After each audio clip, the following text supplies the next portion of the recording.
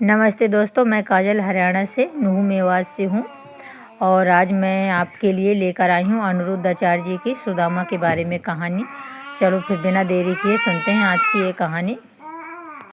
सुदामा जी भगवान के परम मित्र, कुचैलम मलिनम क्षामम ध्वजम धमनि संततम। चले सुदामा जी। पत्नी सुशीला ने कहा कि जाओ कुछ अपने मित्र से मिल करके मांग लो। सुदामा जी ने कहा कि क्या मांगे, मित्र से मांगने थोड़ी जाएंगे। सुदामा जी चल पड़े। 4 मुट्ठी चावल उधार ले आई माता और 4 मुट्ठी चावल लेकर के सुदामा जी चल पड़े। सुदामा जी चल रहे हैं। भगवान श्री कृष्ण आ गए। सुदामा जी से कहा, बाबा कहाँ जा रहे हो? सुदामा जी ने कहा, अपने मित्र से मिलने जा रहे हैं। अच्छा तो ठीक है, हम जा रहे हैं द्वारिका। आपका मित्र कहाँ? अरे भैया हमें भी द्वारिका जाना। भगवान ही गाड़ी लेकर के आए। सुदामा जी को कहा बैठो। जब आप भगवान की ओर चलते हैं तो भगवान आपको खुद पहुंचाते हैं। तुम चलो। सुदामा जी चल रहे, धीरे धीरे गाड़ी मिल गई, गाड़ी पर बैठे चले और सुदामा जी पहुंच गए द्वारिका।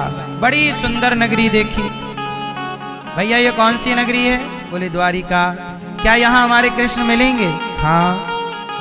सुदामा जी ने कहा कि हमारे मित्र से कह दो कि बचपन का यार आया है। लोग बोले कौन हो? बोले हम सुदामा हैं। सुदामा। तो भक्तों आप बताइए आचार्य जी की बातें आपको कैसी लग रही हैं। देखिए आचार्य जी यहाँ पे कितना मस्त भजन गाते हैं। तो चलिए फिर इस भजन का आनंद लेते हैं सभी लोग मिलकर। कृष्ण का मित्र हूँ। लोग हंसने लगे, वाह वाह। लोग बहुत हंसे। अच्छा। सुदामा जी बोले, कोई घनश्याम से कह दो तुम्हारा यार आया है, तुम्हारा यार आया है। कोई घनश्याम से कह दो तुम्हारा यार आया है, तुम्हारा यार आया है। जाओ। सुदामा नाम है मेरा, सखा घनश्याम है मेरा। सुदामा नाम है मेरा, सखा घनश्याम है मेरा। न घबराओ। द्वारपाल घबरा गया कि ये सखा हैं, बता रहे हैं तो भिखारी, लेकिन कह रहे हैं सखा। न घबराओ, कहो जाकर दिया है द्वार पर डेरा। रहे हैं साथ कुछ दिन वो, यही अधिकार लाया हूँ, यही अधिकार लाया हूँ। सुदामा जी कहते हैं मेरे बचपन का मित्र है। लोग हंस रहे हैं कि देखो बाबा भीख मांगने का तुमने अच्छा तरीका ढूंढ रहा है। सुदामा जी ने कहा जाओ कह दो, हुई दुर्बल मेरी हालत, पड़े हैं पाँव में छाले, पड़े हैं पाँव में छाले। निहारो कौन आया है, अरे ओ द्वारिका वाले, अरे ओ द्वारिका वाले। सहारा कोई ना भैया, छोड़ संसार आया हूँ, छोड़ संसार आया हूँ। सुदामा जी बोले जाओ कह दो। सुदामा जी की बात सुन के द्वारपाल गया। द्वारपाल ने भगवान को प्रणाम किया, प्रभु की जय हो। भगवान बोले क्या हुआ? प्रभु आपका कोई मित्र आया है, कहता है फटे पुराने कपड़े पहने। भगवान बोले क्या नाम है?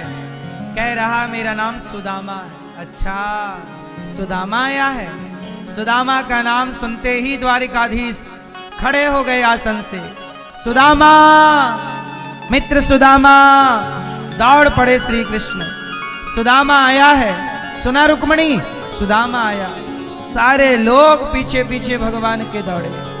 कभी ब्रह्मा आए तो ऐसे ना दौड़े, आज जैसे सुदामा के लिए दौड़ रहे हैं। द्वार पर खड़े सुदामा वापस जाने लगे। उन्हें लगा इतनी देर हो गई अभी तक तो कोई आया नहीं, शायद कन्हैया भूल गए। और जैसे ही लौटे तो आवाज आई सुदामा, मित्र सुदामा। भगवान की ओर सुदामा जी ने देखा, वही घुंघराले से बाल, वही सुंदर सी छवि। सुदामा को दौड़ करके भगवान ने अपने हृदय से लगा लिया। सुदामा, सुदामा गले से लगे। आज एक अमीरी गरीबी को गले लगा रही है, आज एक भगवान भक्त को गले लगा रहे हैं। सुदामा जी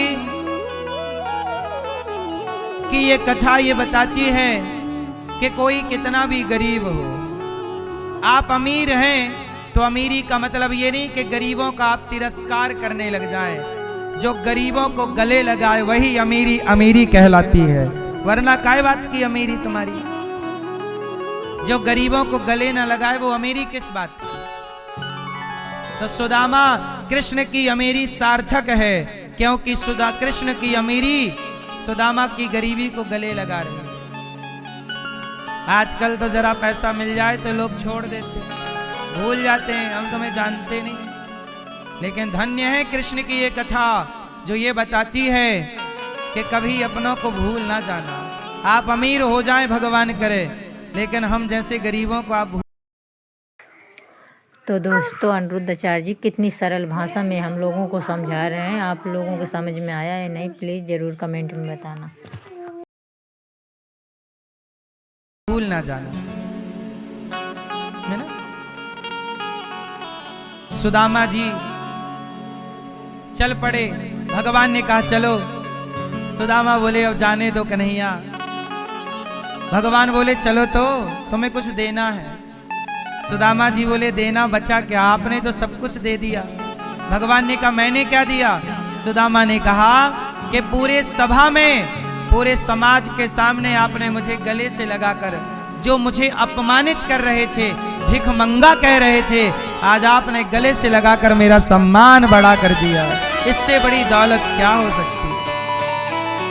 भैया एक बात बताएं, आप किसी को रुपया मत दो, लेकिन कम से कम सामने वाले का सम्मान तो करो। भैया आइए आइए, क्या लेंगे? पानी लेंगे, थोड़ा सम्मान। आजकल के तो लोग कुत्तों की तरह चल, ये गलत तरीका है। कुत्तों की तरह दुत्कारना नहीं चाहिए। कोई भी हो, हर व्यक्ति का अपना एक सम्मान होता है। उसके सम्मान के साथ खिलवाड़ ना कीजिए। माना कि आप गरीब हैं, तो क्या किसी गरीब का अपमान करने के लिए आप अमीर हैं? नहीं। श्याम सुंदर की ये कथा केवल सुनने की नहीं है, जीवन में उतारने की है कि गरीबी सुदामा की तरह ही क्यों ना हो और अमीरी कृष्ण की तरह ही क्यों ना हो, लेकिन अमीरी सदा गरीबी का सम्मान करे। अरे अमीरी सदा गरीबी का सम्मान करे। गरीबों का सम्मान करो मेरी माँ। तुम्हारे घर में जो पोंछा लगाने वाली एक बहन है ना, झाड़ू पोंछा, उसका भी सम्मान किया करो। उसका समय अच्छा नहीं है इसलिए वो बर्तन धुल रही है। समय जब अच्छा होता है तो कब कौन कहाँ पहुंच जाए किसी को कोई भरोसा नहीं, पता नहीं। इसलिए किसी का अपमान क्यों करना? काम वाली बाई का भी अपमान क्यों करना, उनका भी अपना एक सम्मान है। किसी का अपमान ना करो, सम्मान देने से सम्मान बढ़ता है। जब आप किसी का सम्मान करोगे तो आपका सम्मान सदा होगा। क्यों जी, ये बात सही है कि गलत है? गरीब का सम्मान होना चाहिए कि नहीं? जोर से। गरीब का भी सम्मान हो, अमीर का भी सम्मान हो, ब्राह्मण का भी सम्मान हो, क्षत्रिय का भी सम्मान हो, वैश्य का भी सम्मान हो, शूद्र का भी सम्मान हो। हम कहते हैं कि गाय का भी सम्मान हो। हम कहते हैं कुत्ते को भी दुत्कारो मत। कुत्ता भी, कई लोग कुत्ते को बेवजह मार देते हैं, बैठा है तो मार दिया। क्यों?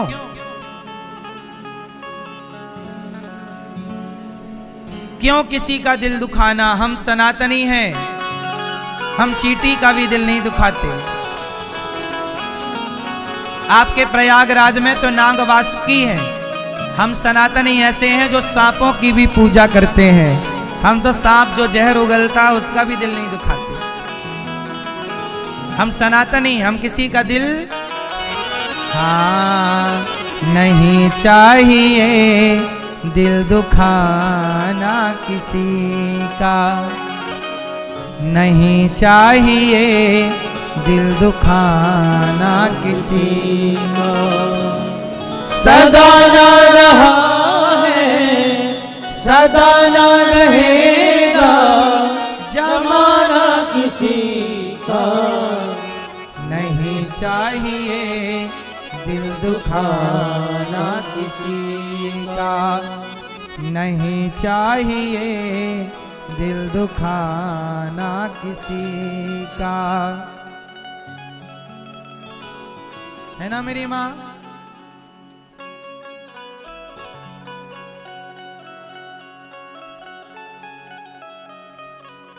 शोहरत तुम्हारी रह जाएगी, ये दौलत यहीं पर रह जाएगी, नहीं साथ जाता खजाना किसी का, नहीं चाहिए। सुदामा जी को भगवान ने सुना, घन श्याम ने जब ये वो नंगे पांव दौड़े हैं, वो नंगे पांव दौड़े हैं, नंगे पांव दौड़ रहे हैं। सुदामा लगाया गले, बिठाया आसन पर, कहा रुक्मणी जी जल लाओ, नहीं ला पाई तो भगवान ने देख सुदामा की दीन दशा, करुणा करके करुणा निधि रोए, पानी परात को हाथ छुओ नहीं, नैनन के जल से पग धोए, नैनन के जल से पग धोए।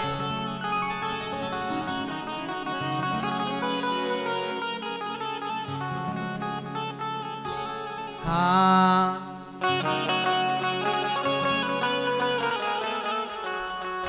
हाँ बता मेरे यार सुदामा रे, भाई घड़े दिनों में आया, बड़े दिनों में आए कहो मित्र, नेत्रों के जल से चरण धो रहे हैं। देख सुदामा की दीन दशा, करुणा करके करुणा निधि रोए, पानी परात को हाथ छुओ नहीं, नैनन के जल से पग धोए। कहा मित्र मेरी भाभी ने क्या भेजा है? सुदामा जी से चावल छीन ली भगवान लिए। लो क्या भेजा? ये एक मुट्ठी चिवड़ा खाते हैं और सुदामा से कहते हैं सुदामा तुमने मुझे तृप्त कर दिया। हे विश्वकर्मा जी यहाँ आओ, मैंने मित्र से एक मुट्ठी चावल लिए हैं, जरा जाओ इन्हें इस मुट्ठी भर चावल का मूल्य चुकाओ। इतना सा भगवान लेते हैं और इतना करके देते हैं।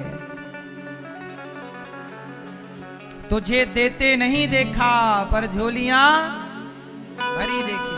अच्छा एक बात बताओ, पहले कौन देगा? पहले भगवान देते हैं कि भक्त देता? भगवान ने जीवन दे दिया। अब भगवान कहते हैं कि पहले तुम दो। पहले सुदामा जी ने दिया, फिर भगवान ने दिया। सुदामा जी ने अपनी हैसियत से दिया, तो भगवान ने भी अपनी हैसियत से दे दिया। सुदामा जी की हैसियत मुट्ठी भर चावल देने की थी, चिवड़ा देने की थी, सो दे दिया। आप लोग भी, सुदामा जी ने भगवान को क्या दिया? अन्नदान दिया। बोलो हाँ। एक मुट्ठी अन्न लेकर भगवान लोगों की संपदा दे रहे हैं मेरी माँ। इसलिए कहता हूं कि मुट्ठी भर आप भी अन्नदान करते रहना सुदामा की तरह। आप भी अवश्य अन्नदान कीजिएगा। गौरी गोपाल आश्रम में जो हमारी बेसहारा वृद्ध माएँ रहती हैं, इन माँओं को आप अन्नदान जरूर कीजिएगा। आप भी इन माँओं का सहारा बनिए भोजन का। इनके अपनों ने तो, बेटों ने तो घर से निकाल दिया।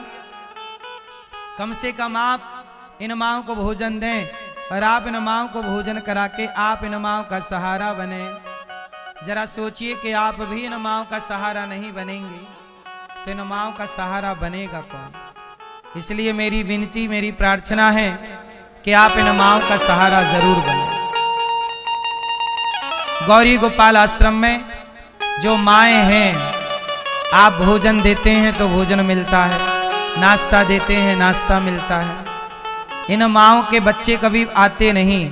एक माँ कुछ दिन पहले मेरे से बोली कि बेटा, मेरे बेटे को फोन लगाओ, मुझे बेटे से बात करनी है, आवाज सुननी है। और वो माँ को ना दमे की बीमारी थी, सांस लेने में दिक्कत थी। डॉक्टर ने बोल दिया था कि 10-15 दिन बाद मर जाएगी मैया। तो मैया ने बोला कि मैं मर जाऊंगी, एक बार बेटे की आवाज सुन लो। तो मैंने माँ के बेटे को फोन लगाया। तो बेटे को मैंने कहा कि भैया आपकी माँ आपसे बात करना चाहती है। तो बेटे ने कहा कि मेरे लिए तो मेरी माँ मर गई, माँ अभी जिंदा थी, आवाज सुनना चाहती थी, आखिरी दिन बचे हैं। लेकिन बेटे ने कह दिया कि माँ तो मर गई, मुझे कोई बात नहीं करनी। सोची आखिरी 2 शब्द माँ से प्यार के ना बोल पाया। और सही में 10-15 दिनों के बाद उनकी माँ मृत्यु को प्राप्त हुई। माँ मर गई, बेटा नहीं आया। जिंदा थी तो बात नहीं किया, जिंदा थी तो रोटी नहीं दिया, जिंदा थी तो पानी नहीं दिया, मरने के बाद आग भी लगाने नहीं आया चिता पर। ऐसी औलाद है और ऐसी जरूरतमंद 311 माताएं गौरी गोपाल में। एक माँ की कहानी आपको बताऊं, आप कभी आना, उन माँओं की अपनी कहानियां जब सुनेंगे तो रो पड़ेंगे आप। कोई यूं ही थोड़ी घर छोड़ देता है। बेटे हैं, कहते हैं मर गई माँ, जिंदा है, कहते हैं मर गई। एक बेटे ने तो अपनी माँ का हाथ पकड़ के बाहर कर दिया। अब बताओ, जब बेटा हाथ पकड़ के निकालेगा तो बुढ़ापे में कोई दौलत थोड़ी चाहिए, सम्मान से 2 रोटी चाहिए। लेकिन जब अपनी औलाद रोटी नहीं देगी तो आप में से किसी को तो रोटी देनी पड़ेगी ना मेरी माँ। इसलिए आप सबके सहयोग से उन माँओं को भोजन मिलता है। आप भी कराइएगा भोजन एक दिन। आप लोग भी हमारी माँओं को भोजन कराइएगा कि आज का भोजन हम कराएंगे, आज का भंडारा माँओं को हम 300 माँओं को आप खिलाओ। माँओं को दूध की सेवा आप करो, दवाई की सेवा आप कर सकते हैं।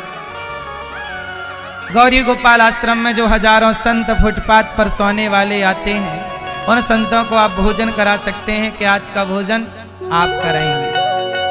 ये दास अनिरुद्ध आप लोगों से भिक्षा मांग मांग करके सेवा करता है। किन के लिए मांग रहा हूं मैं बताइए? उन माँओं के लिए जिनके बच्चों ने निकाल दिया। ये फुटपाथ पर सोने वाले साधु संत हैं, किन के लिए मांग रहा हूं मैं? इन संतों के लिए। क्या थोड़ा थोड़ा देंगे, इन संतों को भोजन मिलता रहेगा। गौरी गोपाल आश्रम में अखंड रसोई है। मुझे लगता है कि अन्नदान सबसे अच्छी चीज है। मेरे कहने से यदि आपने भी थोड़ा सा अन्न का दान किया, सहयोग किया, तो आपका भी धन शुद्ध हो जाएगा, आपको भी पुण्य मिल जाएगा। माना कि धन निकालना थोड़ा सा कठिन है, लेकिन याद रखना कि ये धन आप जो सहयोग करोगे वह पुण्य बन के आपको मिलेगा जरूर। कहते ना पुण्य कभी व्यर्थ नहीं जाता। पाप का फल यदि मिलके रहेगा तो पुण्य का फल भी मिलकर के रहेगा, याद रखिए। आप भी इन भक्तों को भोजन कराइए। गौरी गोपाल आश्रम में संतों को भोजन, भक्तों के लिए रसोई। प्रयागराज में यहां भी अखंड भोजन चल रहा है। यहां भी भोजन महीने भर से चल रहा है, मतलब महीना भर टोटल चलेगा, पूर्णिमा तक। माघ का मेला है, माघ महीने में यहां भी अखंड सेवा। तो आप भी तो दोस्तों आपको अनिरुद्धाचार्य जी की आज की कथा कैसी लगी और आपने आज की कथा से क्या सीखा, प्लीज़ कमेंट में ज़रूर बताना। अगर कथा अच्छी लगी हो तो प्लीज़ चैनल को सब्सक्राइब करना ना भूलना। तब तक के लिए राधे राधे, जय श्री कृष्ण। कल फिर मिलते हैं इसी समय अगली कथा के